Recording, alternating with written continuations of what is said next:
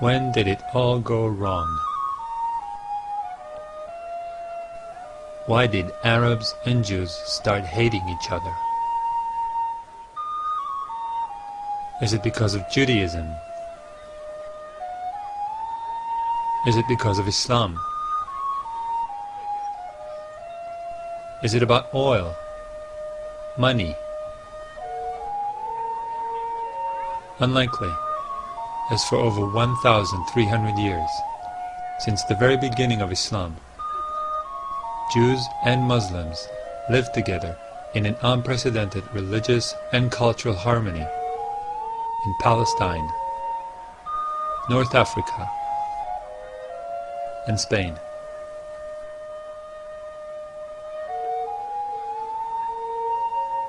It all seemed to be going just fine till the 20th century.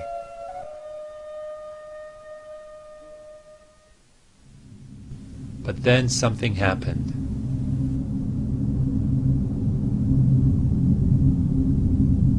And ever since, Jews and Arabs had been at each other's throats.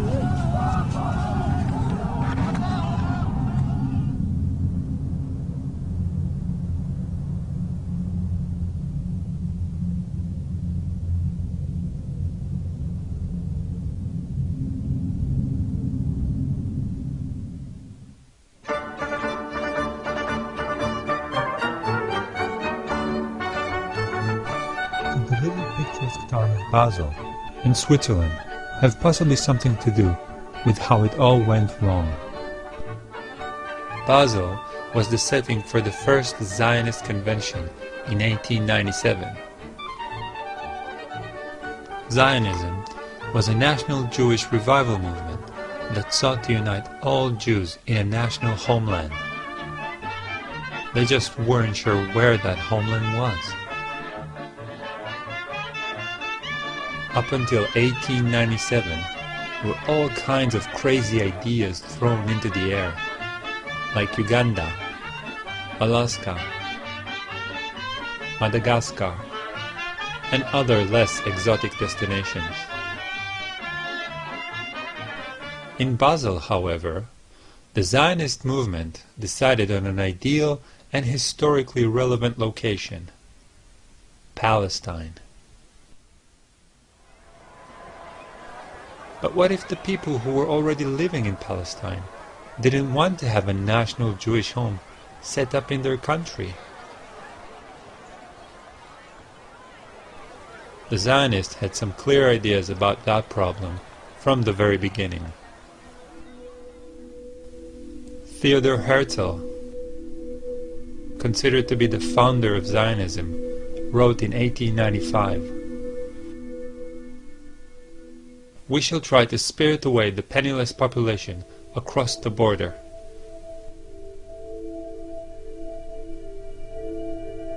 Leo Motzkin, one of Zionism's most liberal thinkers, wrote, "The colonization of Palestine has to go in two directions. Jewish settlements in Eretz Israel and the resettlement of Arabs in areas outside the country." Chaim Weizmann, the head of the World Zionist Congress and future president of Israel, proclaimed the Palestinians to be the rocks of Judea, obstacles that need to be cleared on a difficult path. Amazing how little have changed in Judea since then. The Jewish people came into this country, said this is our country, and they didn't say it's our country, but we recognize that there's another people living here. Let's see what we can work out. No, the whole idea of Israel until today is this is our country from the Mediterranean to the Jordan River, and it's only our country. It's exclusively our country. There is no other people. There's a bunch of Arabs living here, that we know. But there's no people, there's no other people with a claim to the country, with a legitimate right to the country. This is our country exclusively, and therefore either you shut up if you're a Palestinian and you live in one of the little islands we'll give you by sufferance, not by right, or get out. But back to the story. At the end of the 19th century, there were hardly any Jews living in Palestine. So the Zionists started campaigning all over the world for Jews to immigrate to Palestine. In Zionist vocabulary, this is called Aliyah, which means to ascend to a higher place. I'm not kidding. Most Jews thought the idea sounded like a pitch for a horror movie and decided to immigrate to the US instead. But some Jews bought the whole ascending thing and actually came to Palestine.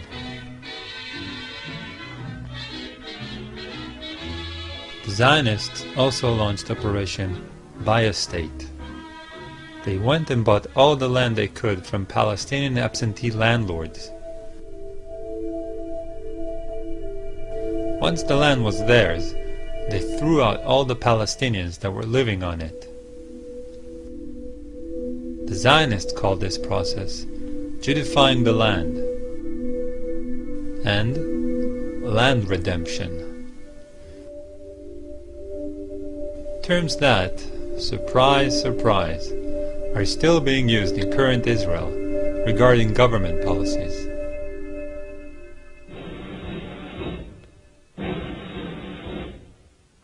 Then, in 1917, things changed.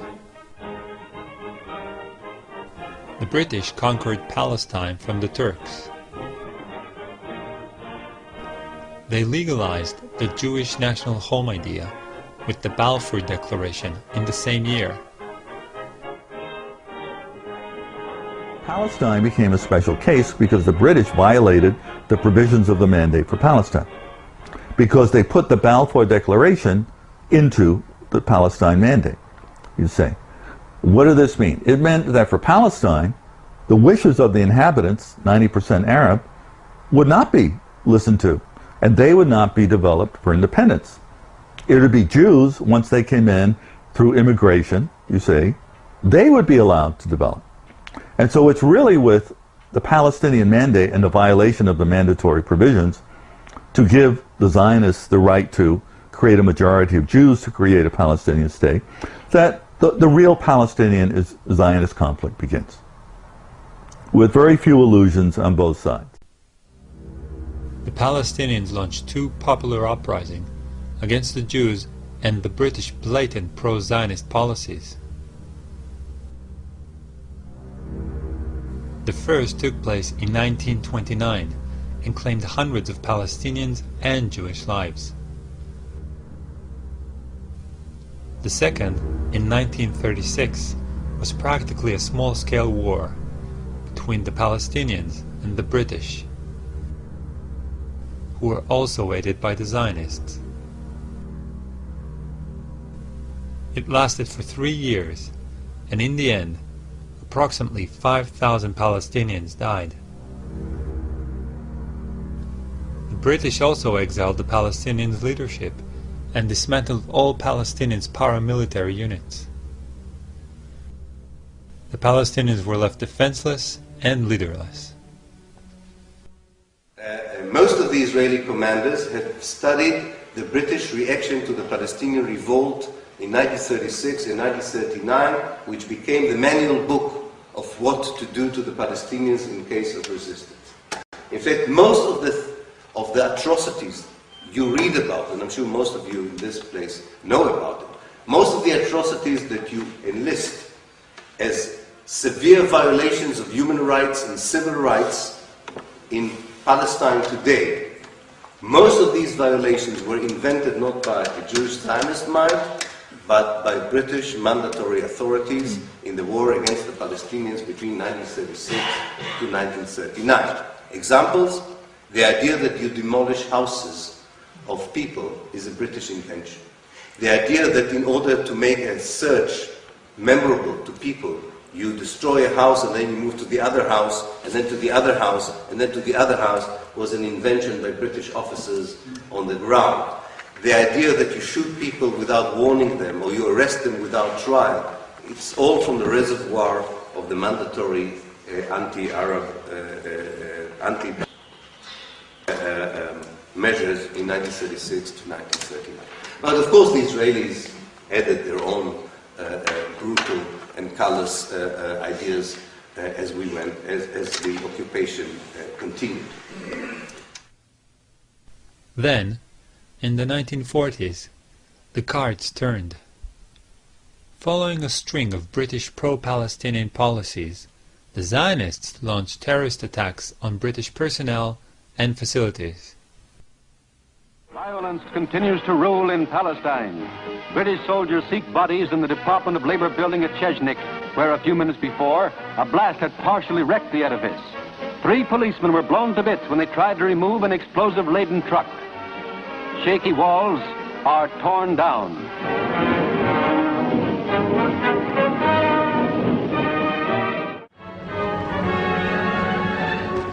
After a bomb explosion caused by terrorists on the British headquarters at Jerusalem, one entire corner of the King David Hotel, a building of 7 stories, was razed to the ground. The stone floors were cut. 88 innocent people died, and a good deal of the British High Command was wiped out. Their goal was to drive the British out of Palestine. The mastermind of the King David bombing was Menachem Begin. He would become Israel's Prime Minister.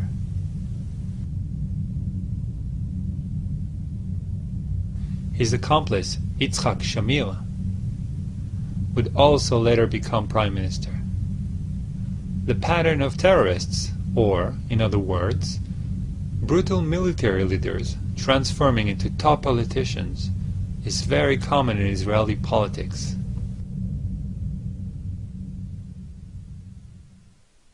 At this point, the British have had enough, and they transferred the matter of Palestine to the UN. The United Nations sent a committee to evaluate this in the summer of '47, and they recommended partition. And the Zionists eagerly accepted this, and the Palestinian Arabs didn't, because they were still 2/3 of the population, and they felt this was unjust. But nonetheless, this partition, which was approved in the UN after Thanksgiving in 1947, officially recognized 2 states. In 1947, the Jews owned 5.8% of the land. In the UN partition plan, the Jews ended up with 56% of the land, almost 10 times of what they actually owned. The Palestinians had half of their land stolen right under their noses. Their population was split into 2, half of it living in the Zionist state as a minority. Even in the borders of the Jewish state, the Jews owned only 11% of the land. The United States? Yes. Yugoslavia? Abstain. The resolution of the DAC Committee for Palestine was adopted by 33 votes, 13 against, 10 abstentions. Why would the UN be so blatantly pro-Zionist? Do not underestimate the power of guilt. Anyone heard of the Holocaust? The UN sought to compensate the Jews over the deaths of 6 million Jews in World War II.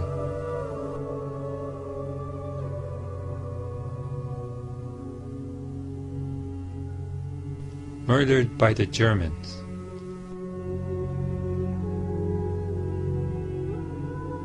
And they decided that the Palestinians should pay for it. Makes perfect sense. However, this amount of land, more than half of Palestine, was still not enough for the Zionists. David Ben-Gurion, the leader of the Zionist movement in Palestine, wrote in 1937, "The Arabs will have to go. But one needs an opportune moment for making it happen, such as a war." The Palestinians had no desire to fight the Zionists or start a war. They were used to living under different sovereigns for hundreds of years: Egyptians, Turks, British, and now the Zionists. In 1948, Ben-Gurion tells the Jewish Agency executives, "I believe that the majority of the Palestinian masses accept the partition as fait accompli, and do not believe it is possible to overcome or reject it. The decisive majority of them do not want to fight us."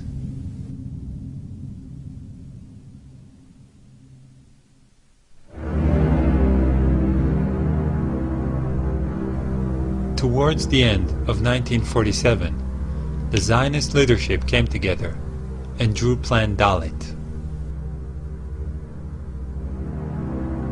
Plan Dalet was about securing the borders of Israel by cleansing, expelling, and destroying Palestinian towns, villages, and urban neighborhoods. The plan was implemented by the Zionist armed forces. And finally, in March, they began a push to ensure their control of areas that would become Israel under the partition. And as that happened, you began to get many more Palestinian Arabs fleeing, particularly after a massacre at a place called Deir Yassin, although people now think it was probably somewhat over 100, but not 200. But Begin and the Irgun and the Stern gang, Yitzhak Shamir was part of that. There was a combined attack in this Palestinian village that massacred many people. And the Palestinians did carry out a retaliatory raid, killing about 70 Jewish doctors on the road to Jerusalem shortly thereafter. But after that, you had mobile radio vans that Begin put into play, threatening more Deir Yassin if the Arabs didn't flee. In other words, you'll be massacred just like Deir Yassin. So it became part of the propaganda. Between the 30th of March and 15th of May, 1948, 200 villages were occupied and their inhabitants expelled. In some villages, such as Deir Yassin and Ain al-Zaytun, horrible massacres were perpetrated. The towns of Tiberias, Haifa, Tzfat, Beisan, Jaffa, and Accra fell into Zionist hands. As a result, more than 250,000 Palestinians were expelled. All of this took place before the 1948 war even started, before one regular Arab soldier set his foot on Palestinian soil. I became a refugee when I was in a boarding school about 40 kilometers away from my home place. And in April 1948, the headmaster came to us and said, "The Jews are attacking people around Tel Aviv, in Jaffa area. They will soon come to our area. I cannot protect you, so you better go home now, quite a bit early, maybe 6 weeks early, before the end of the scholastic year." And I was about 10 at the time, and the distance between the boarding school and my home is about 40 to 60 kilometers, depending on how you do it. And the road to my home was cut off frequently by Zionist soldiers who were riding in jeeps. And the jeeps, I remember clearly, had two machine guns, one pointing forward and the other one pointing backward. And so they would go at terrific speed in the area in which they have no physical presence, except they have garrisons of 30 soldiers in certain locations. They would terrify the farmers, and they would drive on the roads and in the fields, and they shoot anybody in sight. So I have a cousin who was older than me, about 20 years age at that time, and he said, let us walk back home. And he advised us that if you see these jeeps coming, you have to hide in the wheat field, which was then very much in evidence, until you hear the sound of the jeep going away. So we did that, and on the way I had to throw away my bag, my clothes and my books, and we had to walk about 40 kilometers, terrified as a child that one moment we see the jeep and they would kill us. When I arrived home, my mother was so sad, and I think I remember I had to sleep for about 2 days after this ordeal. Now, only 6 weeks later, precisely on the 14th, the night of 14th and 15th of May, our home was attacked again by about 24 tanks, which came to cut Gaza Strip. My home is close to Gaza Strip, but not in Gaza Strip, to cut it into two, to cut it, Gaza Strip into two. And they came, and we have my brothers and cousins and so on, they had some old guns. They held them from about 10 o'clock at night till 6 o'clock next morning.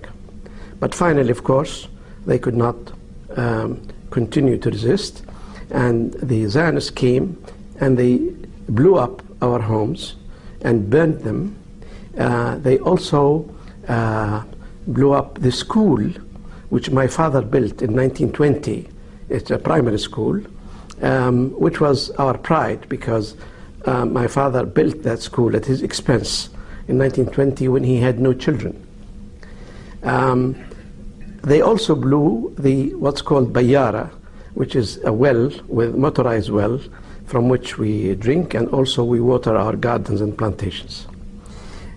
Since that time, I spent many days and years, in fact, going through Europe's libraries, especially in London, but also in Paris and in Germany and Istanbul, trying to reconstruct the face of that invisible enemy to me, which destroyed my life ever since, until today.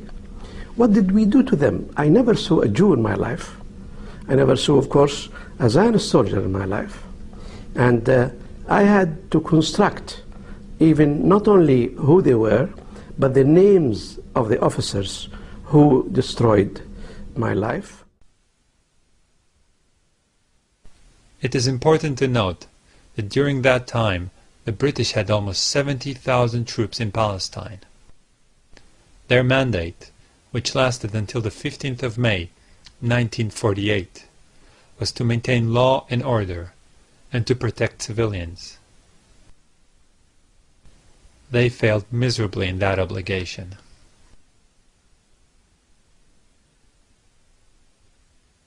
While the ethnic cleansing of Palestinians was going on, the Zionists were busy announcing to the world that a second Holocaust was imminent. The Jews were about to be overrun and thrown into the sea. At the same time, in February 1948, Ben-Gurion wrote to his foreign minister, "We will be able not only to defend, but also to take over Palestine as a whole. I am in no doubt of this.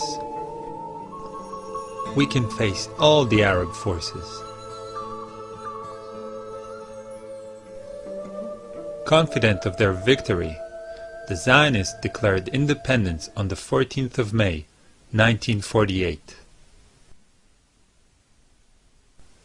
And Ben-Gurion became the first prime minister.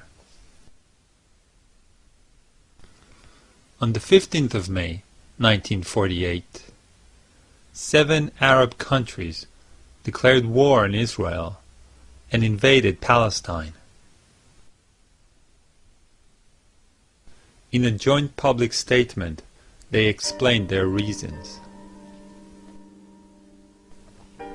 The Zionist aggression in Palestine resulted in the exodus of more than 250,000 of its Arab inhabitants, and in their taking refuge in the neighboring Arab countries.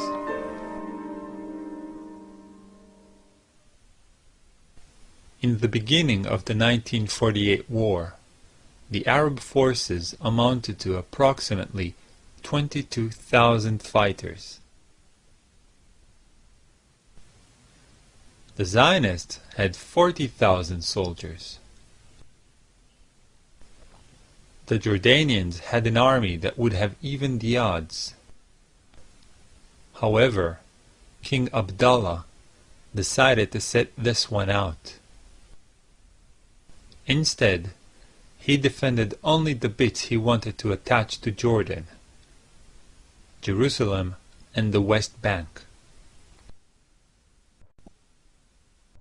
And one of the myths of this whole period is that you had a little Israel, small Zionists against the Palestinians, and then later on in the war, when the Arab states invaded, that it was David versus Goliath. They were facing overwhelming odds, and this is simply not true. Because even then, Israel, from May of 48 on, had more troops than the Arab states, who had very small armies. See what I mean? So, but that's one of those things that many people believe.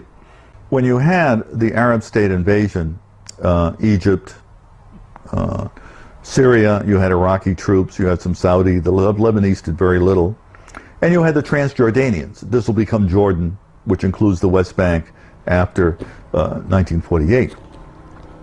Well, when they invaded, there was no coordination, because no one trusted Abdullah of Transjordan, because he had been dealing with the Zionists in sort of what we might call a non-aggression pact. Although many Israeli historians deny this vociferously, there clearly were discussions and agreements. And although maps show that when you have this attack, you have what we call a Transjordanian attack against Israel, in fact, there was really no attack per se. They were holding on to positions in the West Bank, but where you did have conflict was over Jerusalem. But the Israelis were able, the Zionists, well, they were Israelis after May 14th. When they were confronting the Egyptians, for example, or other people, they really didn't have to worry about their backs in terms of where the Jordanians were, because the Jordanians weren't going to attack them. While the war was going on, the Zionists increased their ethnic cleansing operations. Villagers were expelled en masse, and massacres occurred in many places. The villages of Hula, Saliyah, and Bassa were but a few to suffer such atrocities during 1948.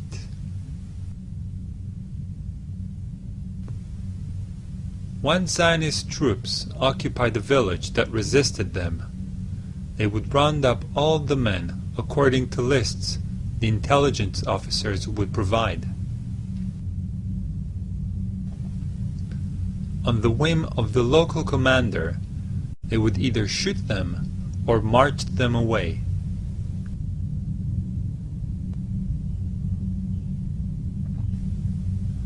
The biggest expulsion and massacre happened in the city of Lid Ramle. 50,000 people were expelled from the city in a single day. 426 men, women, and children were killed by the Zionist forces.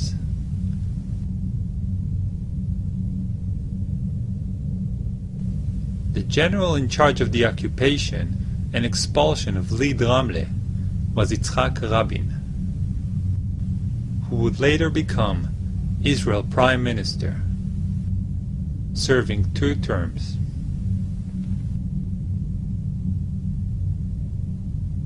In 1948, the Chicago Sunday Times reported on the Israeli tactics. Practically everything in their way died. Riddled corpses lay by the side of the roads. The New York Herald Tribune wrote, "The corpses of Arab men, women, and even children strewn about in the wake of the ruthlessly brilliant charge."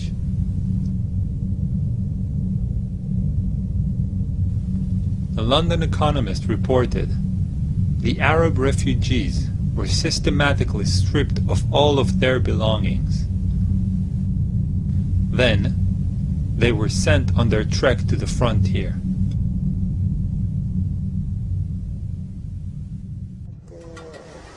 بدهم يطلعونا، صاروا يطخوا.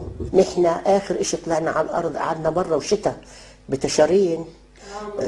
تشارين شو شتاء عنا، شتاء ما بدناش نطلع، ما بدنا نطلع.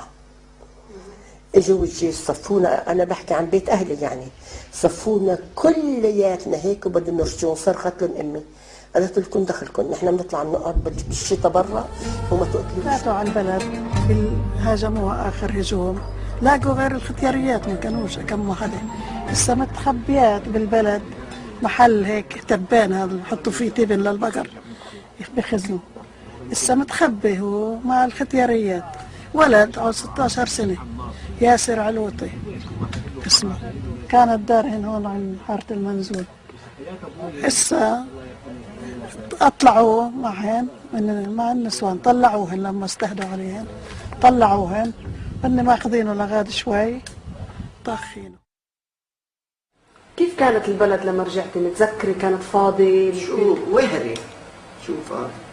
عم بقول لك اول ما رجعت فتنا الطريق من هون ماشيين، وميلت على هذا البيت اشوف شو صار فيه. بعد القتلة في الارض والكلاب عم تاكل فيه، كان طفل بين ايديهم ياكلوا فيه. فاتت وراي مرت خالي، قلت لك اطلعي شو هتشوفي، بتقدريش يا كثير الغلبة، قالت لي الا تفوتي اطلعي. قعدت مدة احلم فيه هذا الولد كيف كانت شكلته.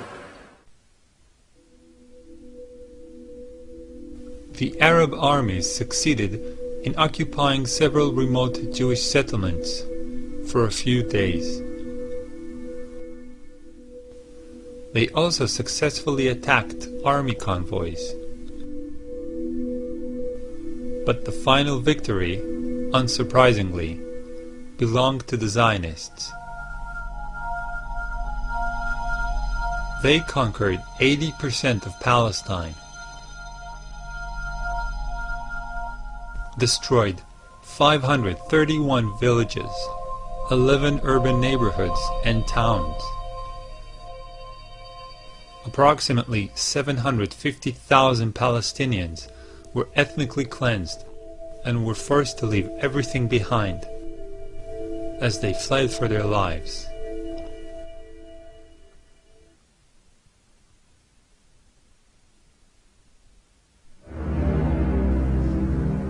However, the ethnic cleansing didn't stop in 1948. It just shifted gear. In 1967, in the Six-Day War, Israel conquered what was left of Palestine, the West Bank and the Gaza Strip. Now, the remaining 20% of Palestine and all the Palestinians were under Zionist control.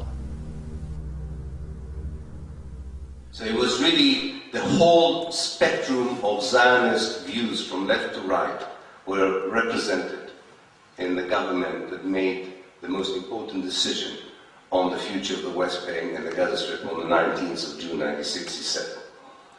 And the decision was very clear. The decision was, there were actually three decisions taken at the time, and I don't think much, unfortunately, has changed.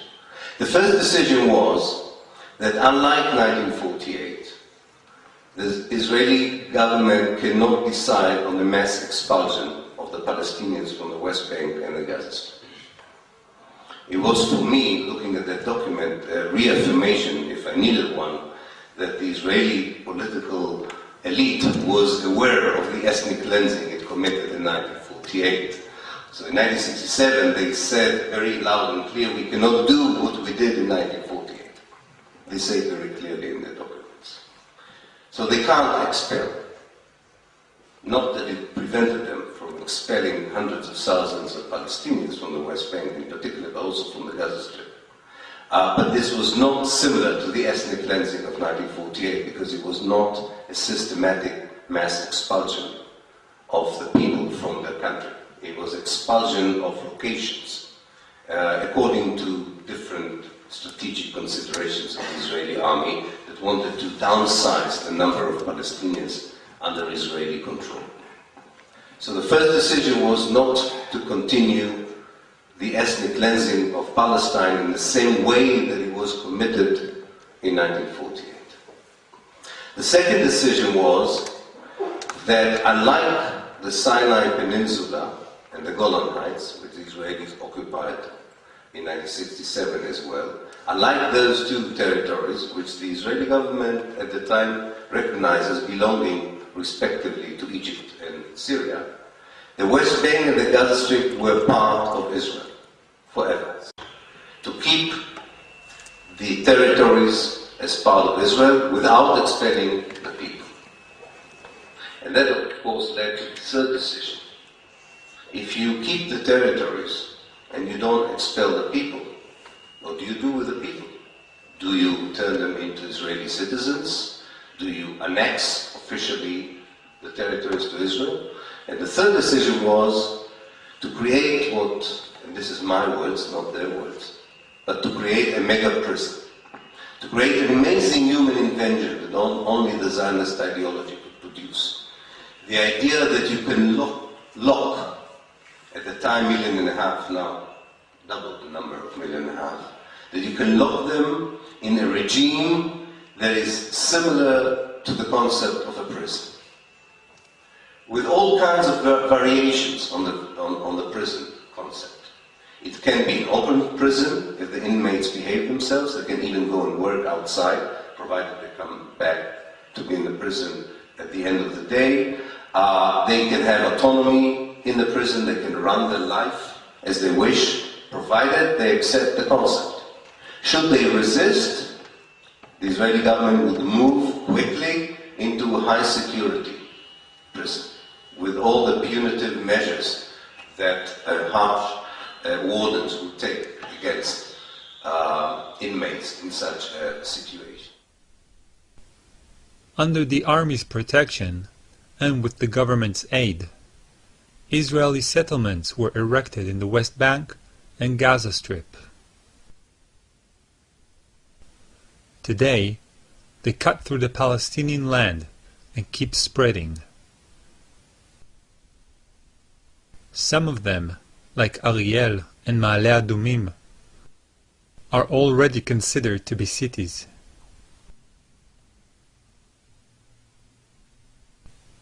The purpose of these Jewish enclaves is to isolate and stifle Palestinian settlements. This is achieved also through roads for Jews only, military checkpoints, and land seizure.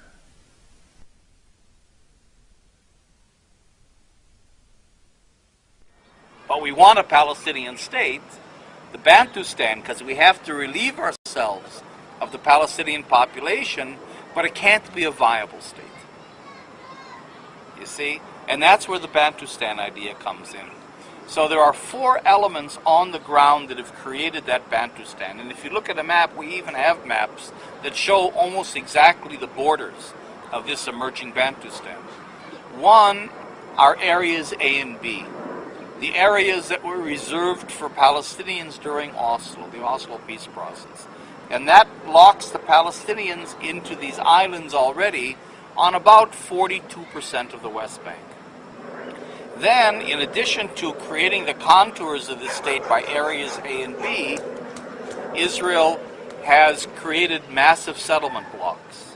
7 settlement blocks, not just discrete individual settlements, but 7 blocks that are consolidated, that then divide those areas A and B into islands, create Israeli corridors in between, and those settlement blocks will then be annexed to Israel. So Israel will essentially occupy 90% of the country, and the Palestinians will get 10% of the country in little tiny islands. That's the idea. That's the second element. The third element is the infrastructure. In other words, that Israel is building, with American, almost total American support, a $3 billion system of bypass roads and highways throughout the occupied territories that then link them physically into Israel proper. So that you create in the country, it's already been done pretty much, one urban fabric where the settlement blocks are an integral part of the metropolitan areas of Israel itself. One highway grid in which the bypass roads and highways of the West Bank and Gaza are integrated into those of Israel. One electrical system, one water system. So you create a situation on the ground where it's impossible to detach meaningful territory from Israel for a Palestinian state. That's the third element. And the fourth element is the wall that's being built. The wall that's being built that Israel calls a fence, because in some parts it's a massive fence, but when it comes to Palestinian populated areas, it becomes a wall. It's a wall twice as high as the Berlin Wall. A 24-foot high concrete wall that physically creates actual prison conditions for entire Palestinian cities, like Tulkarm and Qalqilia, cities of 70, 80,000 people, that alienates hundreds of thousands of Palestinians from their land, from their water. It has tremendous impact. But what this wall does, the separation wall, is that it then sets these contours, these borders that have been set by the settlement blocks in areas A and B in concrete, so that it's a $2 billion system linked to a $3 billion highway system linked to I don't know how many billions of dollars in the settlements, all designed to close the Palestinians into these little tiny islands.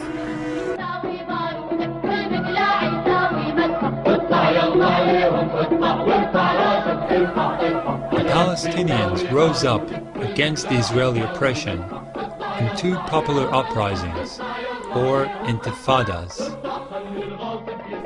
The first started in 1987 and ended in 1993. The Palestinians stood up to the Israeli oppression, extrajudicial killings, mass detentions, house demolitions, deportations, and land seizure.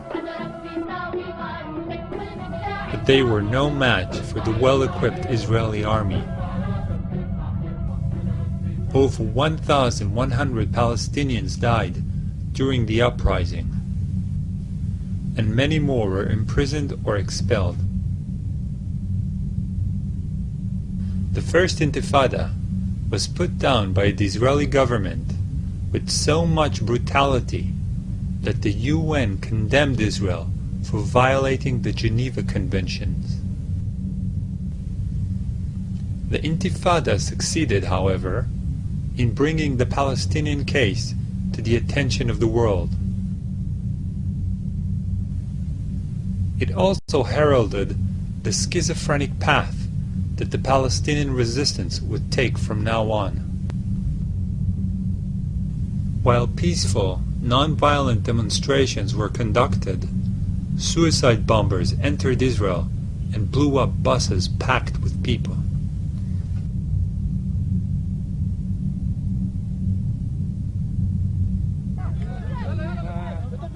The Second Intifada began in 2000 and continues until today.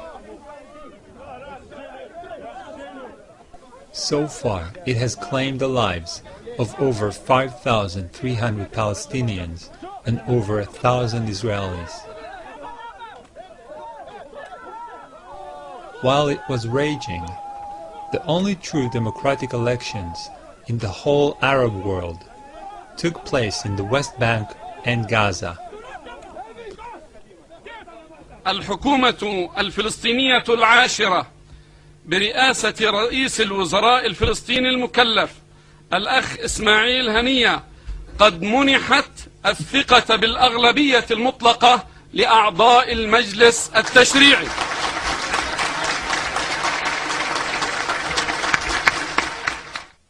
Frustrated with their corrupt, stagnant government, Palestinians voted for the radical fundamentalist Muslim party of Hamas. Hamas' electoral victory was used by Israel to instigate a worldwide economic embargo against the Palestinians. Also at that time, 10,000 Jewish settlers were evacuated from the Gaza Strip. After the evacuation, the strip was hermetically sealed and turned into the largest prison on the planet.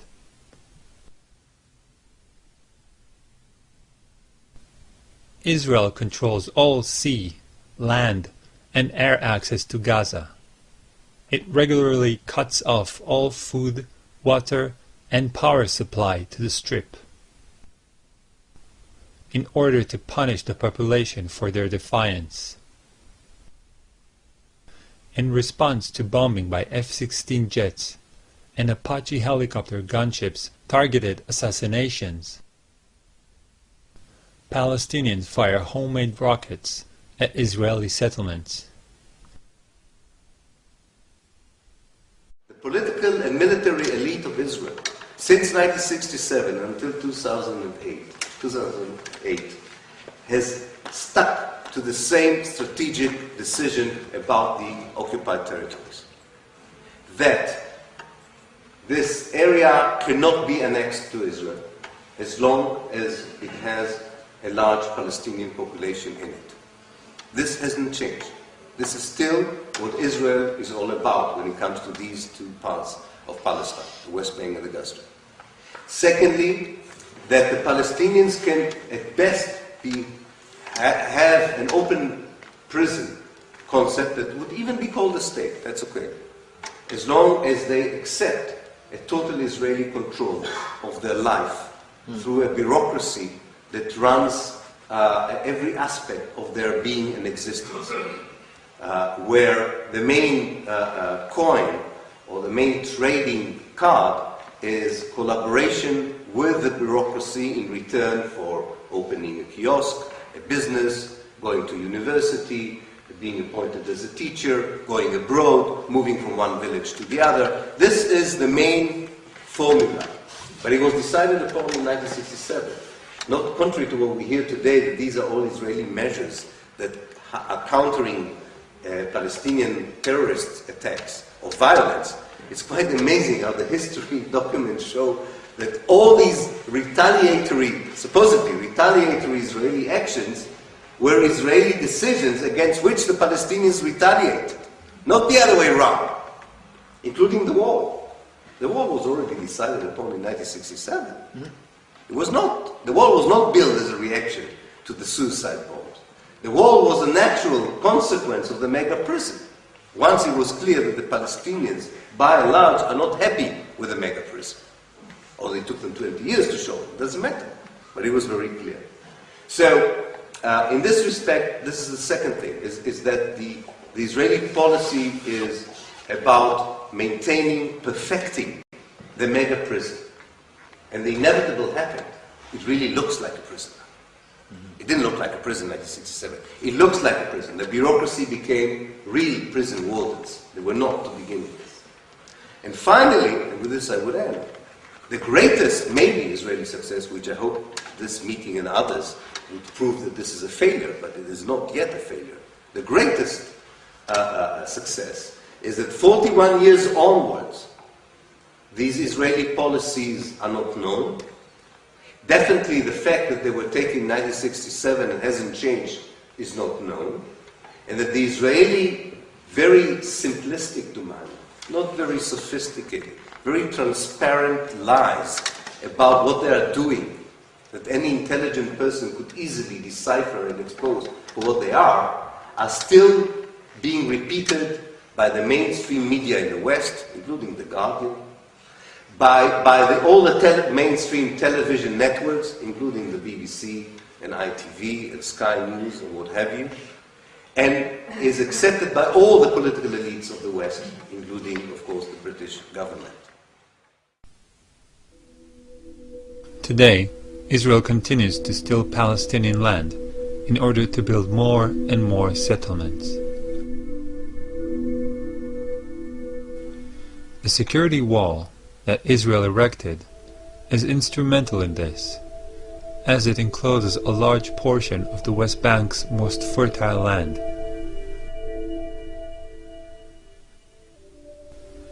$3.5 million Palestinians live as virtual prisoners. In the eyes of the Israeli state, they have no basic human rights. Israel kidnaps and imprisons Palestinians on a daily basis. There are over 10,000 Palestinians in Israeli prisons.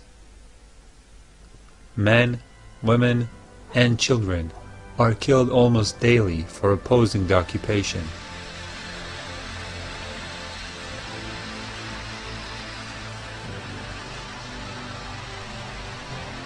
The Israeli state, with its Zionist ideology, won't stop until the last Palestinian living in Palestine is expelled, imprisoned, controlled, or killed.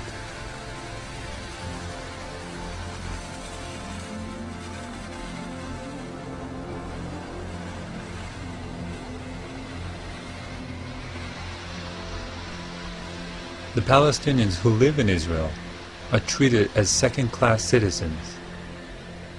They are excluded from the society and are subjugated by racist policies.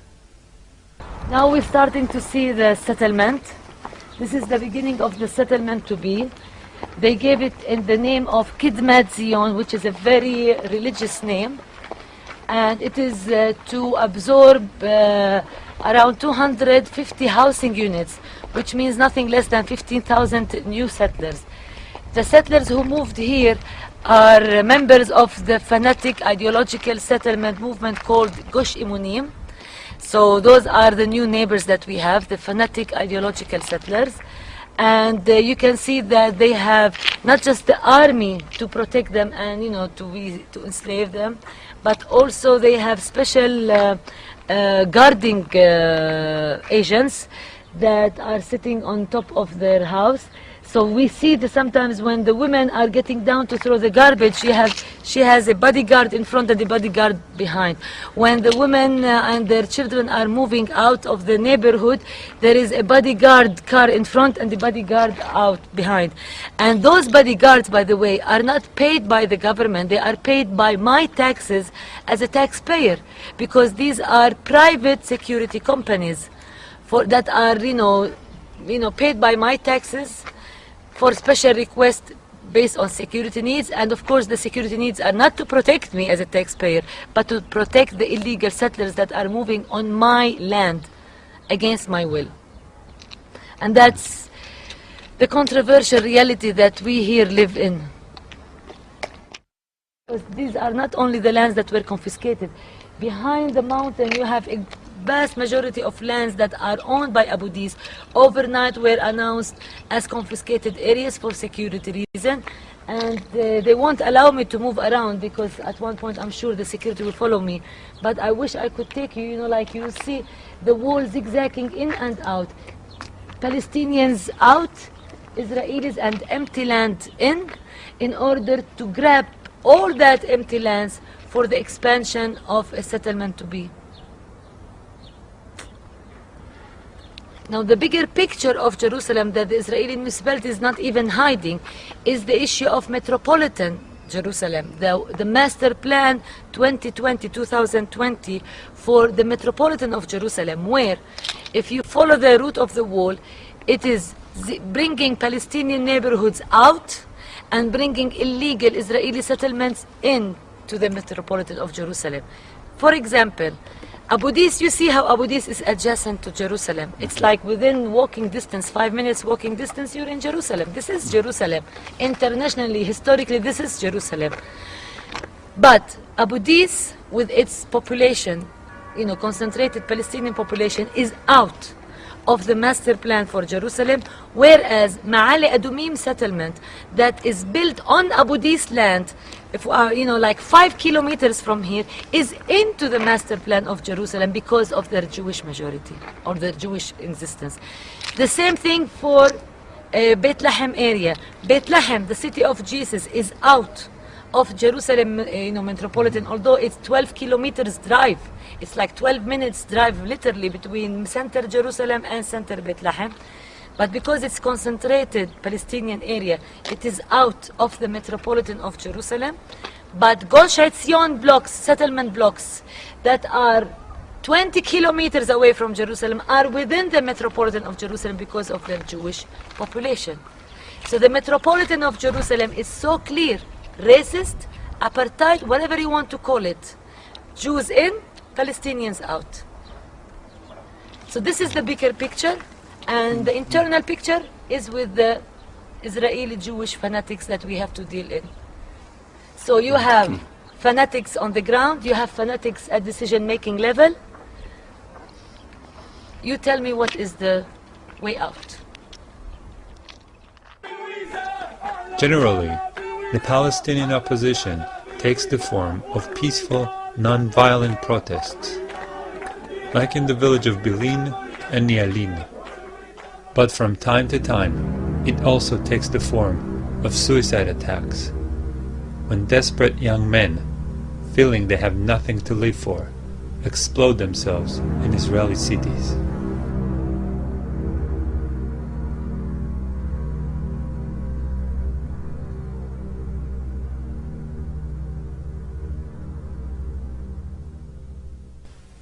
There is no opposition to Zionism in Israel.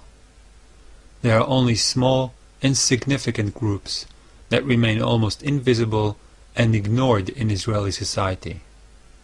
And their focus is almost exclusively on the West Bank occupation and the Gaza siege. None of the existing peace organizations in Israel is concerned or even interested in the real causes of the conflict.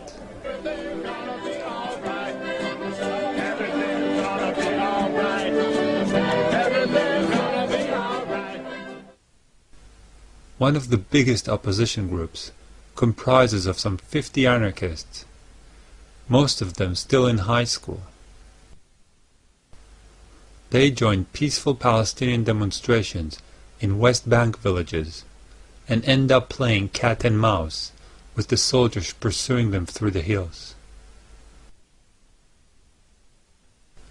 Another group, Gush Shalom, is mainly made up of senior citizens. You're welcome. Nice to meet you. Thank you.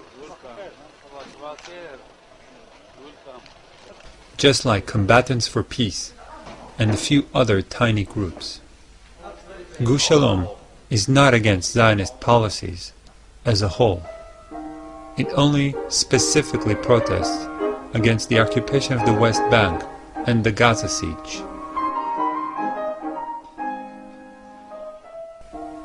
In this situation, it is hard to even determine how positive the impact of those leftist organizations is. After all, their very existence convinces most Israelis and the world that Israel is an open, free, democratic state. The real, desperately needed discussion about the ultimate fate of the remaining Palestinians simply does not exist.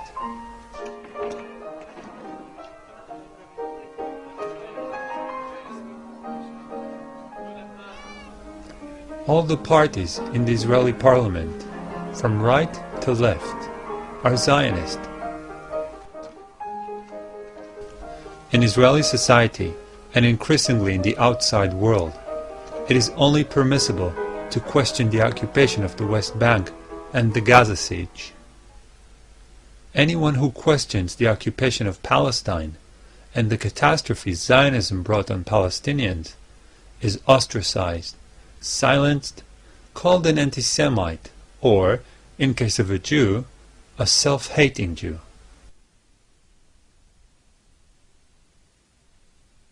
I don't think that we can implement a full right of return for however many Palestinians do want to return and still maintain the integrity of the State of Israel as a democratic Jewish state, as we in Israel would like to have it. So I think we're going to have to look for a compromise on the right of return, a compromise that will both acknowledge the suffering and give some forms of reparation and help Palestinian refugees integrate into whatever countries they are in today, and accept some back into Israel, but will also have implementation on a level that Israel can live with and still maintain itself as Israel and not as the state of the Palestinian refugees. I am not afraid. When I will be called to war, if the Palestinians try to attack my country, I will defend my country. Like I defend my country against the Egyptians, against the Syrians, against the Hezbollah, against everyone else. I don't think that should be our consideration when we go to think whether or not to pull back from the territories. Because as I have already explained, every minute of our being in the territories is harmful to Israel, is exposing Israel for more terrorist attacks, and the Israeli Defense Force is not built to fight terrorist attacks. It is built to fight countries.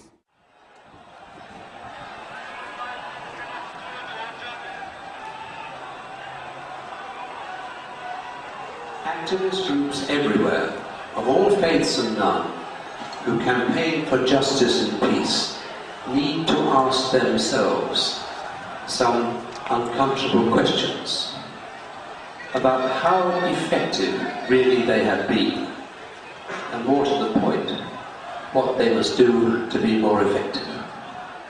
In my view, there are two political realities to be faced. The first is that Zionism is not interested, and has never been interested, in peace on any terms the overwhelming majority of Palestinians and most Muslims will accept. The second is that the governments of the major Western powers are never ever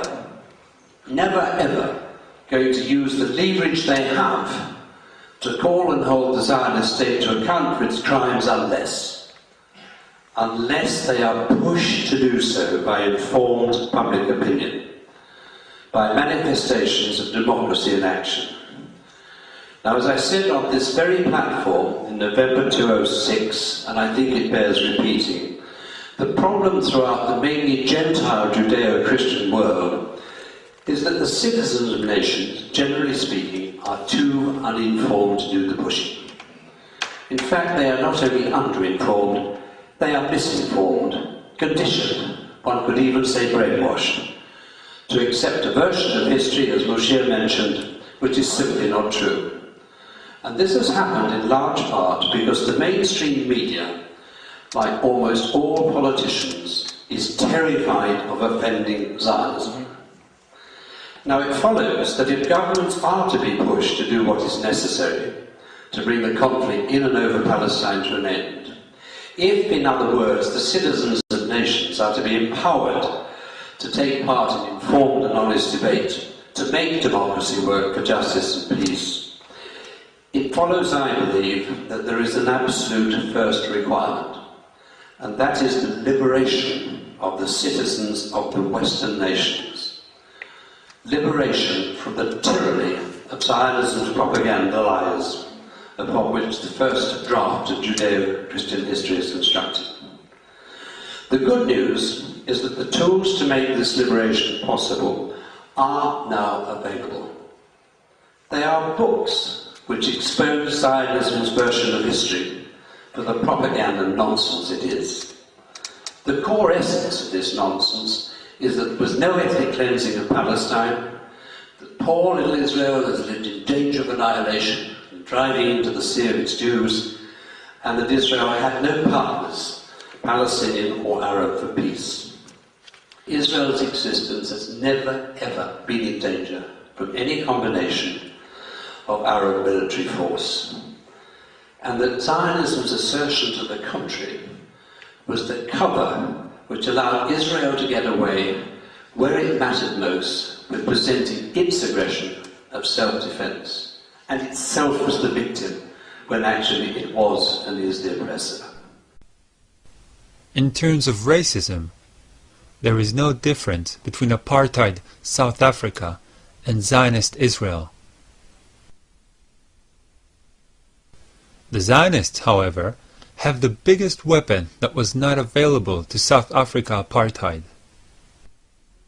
Bigger than F-16s, tanks, and nuclear missiles put together. It's called the Holocaust. The Holocaust allows Zionists to manipulate world public opinion and to stifle any possible open discussion. It is simply their biggest asset. Today, to be an anti-Zionist is construed as being anti-Semitic, and to be anti-Semitic can send you to prison in Europe.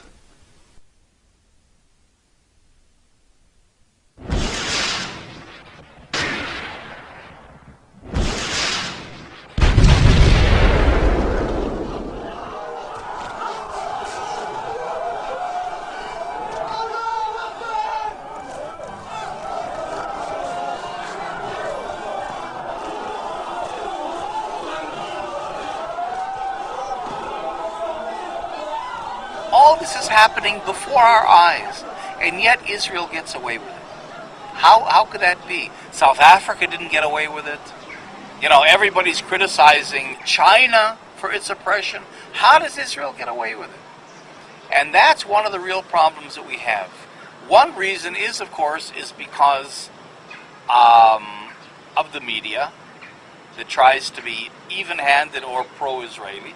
Zionism has a credibility. The idea that Israel is a Jewish state has a credibility that apartheid never had in South Africa. Christians that are critical hesitate to speak out because they're afraid of being smeared as anti-Semites. So you find very little criticism of Israel in the media. Part of it is, of course, the fact that we're dealing with Jews. So the non-Jewish world feels guilty the Holocaust, feels guilty about the Jewish issue, and so on. It's used politically in a very effective way, in a very cynical way. I mean, it's very hard to say this, but I think it's true. It's seen as a very useful PR tool. You know, the way the government plays on the guilt in Europe over the Holocaust, so that you can't criticize us. Look what you did to us, you see. It intimidates non-Jews. It closes up discussion. It's very effective. And Israel is willing, for the sake of its PR and to silence critics, it's willing to sell the victims of the Holocaust.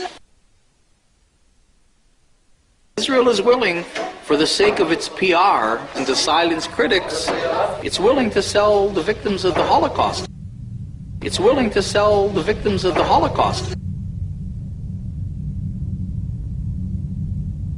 The sad fact is that those 6 million Jews that died because of a fascist, racist ideology are cynically being used today to justify and support another fascist, racist ideology.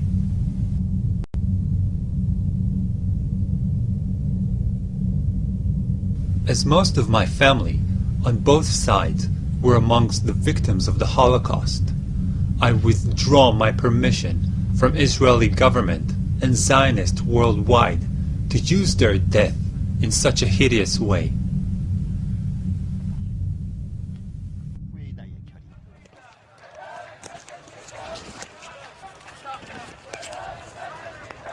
Interested to know what you can do about it?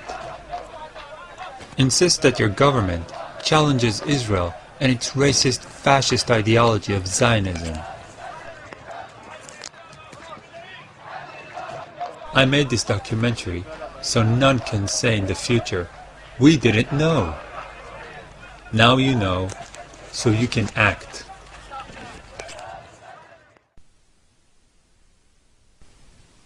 I also made this documentary because I have a huge debt to the Palestinians.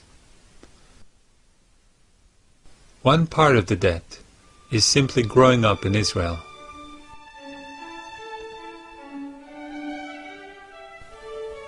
It sounds rather abstract to say I grew up on someone else's land.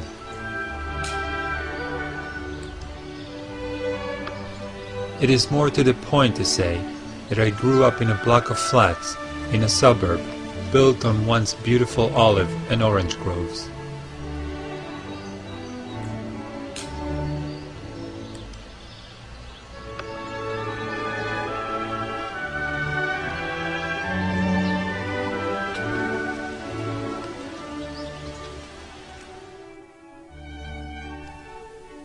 I have no idea what happened to the owners of those groves. But if they are alive, they certainly live either in exile or in terrible conditions in a refugee camp.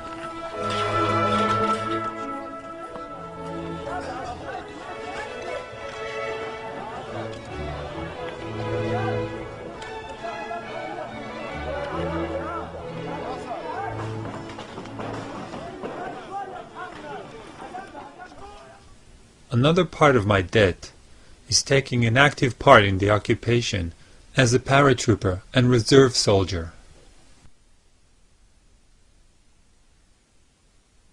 In Israel, about 5% of the population serves as reserve soldiers, and except for the professional soldiers, they are the only Israelis who ever get to see firsthand what actually happens in the occupied territories.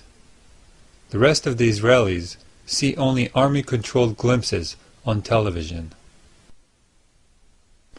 Being part of that 5%, I saw occupation from close, and I will never take part in that again, even if it means going to prison for desertion.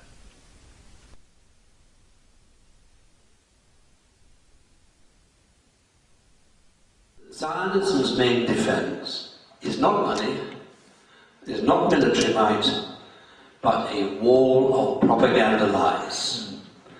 If one or two of the main bricks in this wall can be dislodged, the whole edifice might collapse faster than any of us might dare to imagine. Now to that I'll add these very last few words of my own. Let us recognize that our time has come. You've heard those words somewhere else, I think. Our time has come. Because the truth of history does make Zionism vulnerable. And that means that Zionism can be successfully challenged, checked, and defeated. Thank you.